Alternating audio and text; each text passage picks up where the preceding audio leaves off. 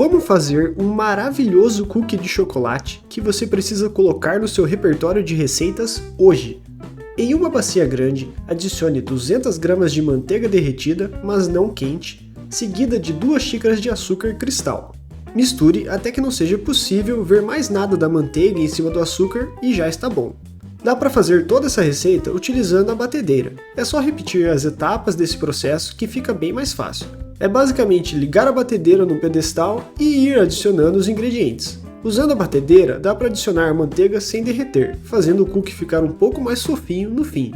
Como eu não tenho batedeira, vai no braço mesmo. Já gasta um pouco das calorias que eu vou consumir depois. Agora adicione 2 ovos e mexa até incorporar. Os ingredientes secos devem ser misturados em um recipiente diferente.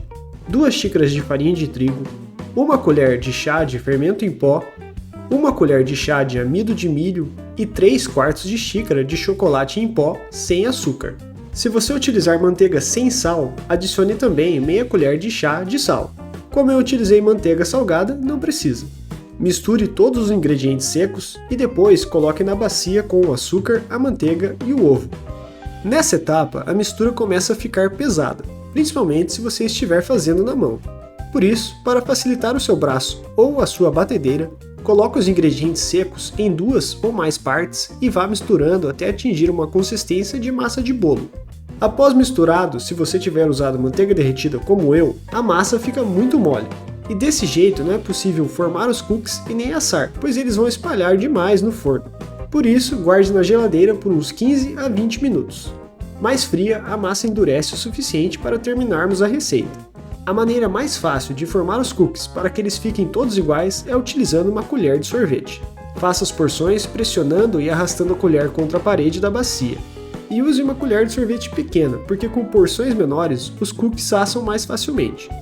Se ficar esse defeito aqui que está ficando no topo do cookie, não tem problema. Depois de assar, esse defeito some.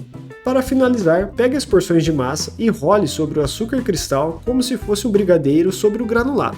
Rolar no açúcar termina a decoração e facilita o manuseio dos cookies, já que eles não ficam mais grudando na sua mão. Essa é uma massa que dá para congelar também. Caso você decida fazer isso, faça as porções antes e role no açúcar somente antes de assar. Para mim, essa receita rendeu em torno de 20 cookies, mas essa quantidade varia do tamanho que você fizer. Para assar, pegue uma forma grande e cubra o fundo com papel manteiga.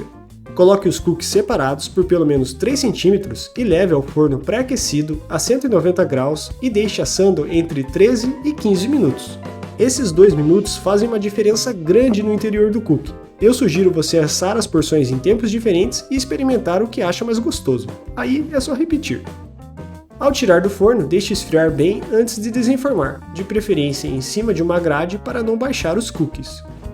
Depois de frio, eles descolam do papel manteiga facilmente, mas para garantir, use uma espátula e raspe de leve, assim não quebra nada. Se você for apressado como eu, o cookie ainda não terá esfriado o suficiente. Nesse caso, o uso da espátula será obrigatório. Lembrando que não precisa trocar o papel manteiga para assar mais cookies. Usa o mesmo e depois joga fora no final. Pronto! Essa é uma receita incrivelmente simples e o resultado é muito bom. O cookie fica muito macio e com uma casquinha crocante por fora. Fica bom demais. Se você for guardar, lembre de deixar em um pote fechado. Surpreendentemente, o cookie fica ainda melhor no dia seguinte, mas é difícil de esperar até lá.